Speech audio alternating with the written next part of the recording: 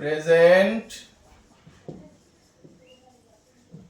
Continuous tense. Present continuous tense ঘটমান বর্তমান কাল, ঘটমান যেটা ঘটতেছে। প্রেজেন্ট কন্টিনিউয়াস টেন্সের গঠনটা কি হবে?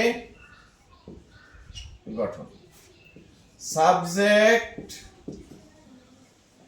প্লাস এম অথবা ইজ অথবা আর প্লাস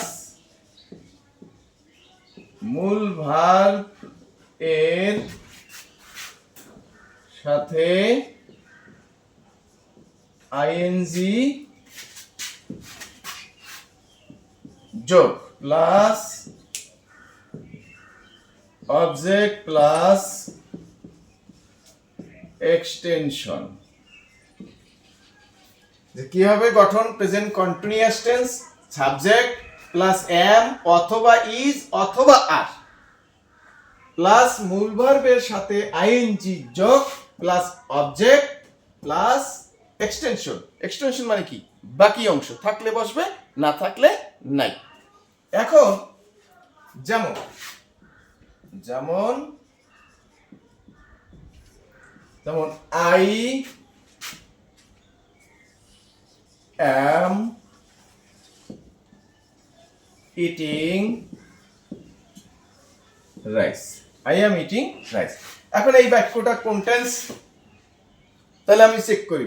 এখানে আছে কি সাবজেক্ট, আছে কি প্লাস এম। তাহলে subject plus am is are, am is are, subject plus am অথবা ইজ অথবা আর। কেন অথবা? কেন? কারণ এই তিনটার যে কোনো একটা বসবে, তিনটেই বসানো যাবে না, তিনটার যে কোনো একটা। এখন প্রশ্ন আছে যে কোনটা বসবে? ইচ্ছে করলে একটা বসাই দেওয়া যাবে না, যেখানে যেটা বসবে সেইখানে সেইটা বসাতে হবে। কিরকম? আই অ্যাম, তারপর দেখি মূল ভার্বের সাথে আইএনজি যোগ। তাহলে এই যে মূল ভার্ব কি ইট, ইটের সাথে আইএনজি ইটিং, ইটিং এটা কি বিভাগ, আর এটা হচ্ছে কি মূল ভার্ব প্রিন্সিপাল ভার্ব। তার সাথে কি করছি? আইএনজি যোগ করছি প্লাস অবজেক্ট। তাহলে সাবজেক্ট প্লাস এম ইজ আর পাইলাম, ভার্বের সাথে আইএনজি পাইলাম প্লাস অবজেক্ট পাইলাম। তাহলে কোন টেন্স? Present continuous tense. তাহলে প্রেজেন্ট কন্টিনিউয়াস টেন্স। এখন প্রশ্ন হচ্ছে যে আমি করব যে সাবজেক্টের পর এম ইজ আর, ভার্বের সাথে আইএনজি, অবজেক্ট। কিন্তু এই সাবজেক্ট অনেকগুলো আছে, যেমন আই, তারপর হইতে পারে কি উই, তারপর you, he, she, it, they, যেমন রহিম, যেমন হতে পারে মিলি, এরকম নানান সাবজেক্ট হতে পারে। এখন আই এর পরে কি বসে? এম। তাহলে উইর পরে কি বসানো লাগতো? Are. We are eating rice. Change কি? এখানে আর হয়ে গেছে। ইউর পর কি হইবে? You are eating rice. হির পর কি? He is eating rice. যে কথাটা আগে বলছি যে তিনটার am is are, am is are, এই তিনটার যে কোনো একটা বসবে, এম অথবা ইজ অথবা আর। কিন্তু কোনটা? পার্সন অনুসারে, সাবজেক্টের পার্সন অনুসারে। যেমন যখন সাবজেক্ট ছিল আই তখন কি বসাইছি? এম। যখন হয়ে গেছে উই কি বসাইলাম? আর। যখন সাবজেক্ট হবে ইউ বসাতে হবে কি? আর। যখন সাবজেক্ট হবে হি বসাবো কি? ইজ। যখন সাবজেক্ট হবে কি? সি বসাবো ইজ। সাবজেক্ট ইট হইলে কি বসবে? ইজ। সাবজেক্ট দে হইলে কি বসবে? আর। সাবজেক্ট যদি কোনো পুরুষ ব্যক্তির নাম হয় তাহলে কি বসবে? ইজ। সাবজেক্ট যদি কোনো মহিলাদের নাম হয় তাহলে বসবে কি? ইজ। কিন্তু এরকম সাবজেক্ট যদি দুইটা হয়, যেমন Rahim and Mili, Rahim and Mili, double হইতে পারে না? রহিম অ্যান্ড মিলি, তাহলে কি হইবে? আর। অর্থাৎ প্লুরাল হয়ে গেল, একের অধিক প্লুরাল হয়ে গেল, তাহলে বসবে কি? আর। তাহলে নামের পরে কি? ইজ। নামের পরে কি? ইজ। দের পরে কি? আর। ইটের পরে কি? ইজ। শির পরে কি? ইজ। হির পরে কি?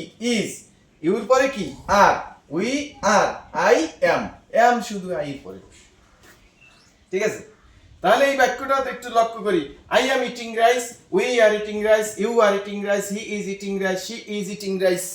এইভাবে শুধু আমার চেঞ্জ হয় কি, এইখানে যে এম ইজ আর এইটা পরিবর্তন হয়, আর সবই কি ঠিক থাকে। অবজেক্ট তো রাইস, তারপর এক্সটেনশন কি? এক্সটেনশন বাকি অংশ যে আই অ্যাম ইটিং রাইস, যেমন ইন দ্য মর্নিং। এক্সটেনশন হচ্ছে যেমন I am eating rice in the morning, এইটা হচ্ছে বাকি অংশ, এইটা হচ্ছে এক্সটেনশন। যদি আরো কোনো অংশ থাকে, এখন এটা আরো বলা যায়, I am eating rice in the morning every day at 7 AM। এটা এক্সটেনশন। এক্সটেনশন অর্থাৎ একটা বাক্য অনেক বড় হতে পারে। মূল স্ট্রাকচারটা হয়েছে এইখানে, তারপর এখানে আরো যত কথা আছে সব বসে যাবে। এটা হলো বাকি অংশ, অর্থাৎ একটা বাক্যের বাকি অংশ যা থাকে সব এখানে বসবে। এই এটা এখন কন্টিনিউয়াস টেন্সের মূল ফ্যাক্টরটা হচ্ছে যে এম ইজ আর। এই তিনটা এম অথবা ইজ অথবা আর, কিন্তু আমরা যে ভুলটা করি পড়ার সময় করি সাবজেক্ট প্লাস এম ইজ আর, মনে হয় যেমন তিনটের একটা না, সাবজেক্ট প্লাস এম অথবা ইজ অথবা আর, তিনটের যে কোনো একটা বসাতে হবে। আর কোনটা ইচ্ছে মতো না, সাবজেক্ট দেখতে হবে, সাবজেক্ট যে সাবজেক্টের পরে যেটা বসে ঠিক সেইটা বসাইতে হবে। আর ভার্বের সাথে আইএনজি বাকি অংশ ওগুলি সব সেম কন্টিনিউয়াসে, শুধু এই যে আমার যে অ্যামিজার এই বিভাগটা শুধু সাবজেক্ট এবং পার্সন অনুসারে পরিবর্তন করে বসাতে হবে। এটা মনে রাখতে হবে যে কোন পার্সনের পরে কোন বিভাগটা বসে, কোথায় এম বসে, কোথায় ইজ বসে, কোথায় আর বসে, এতটুকু একটু ভালো করে মনে রাখা লাগবে।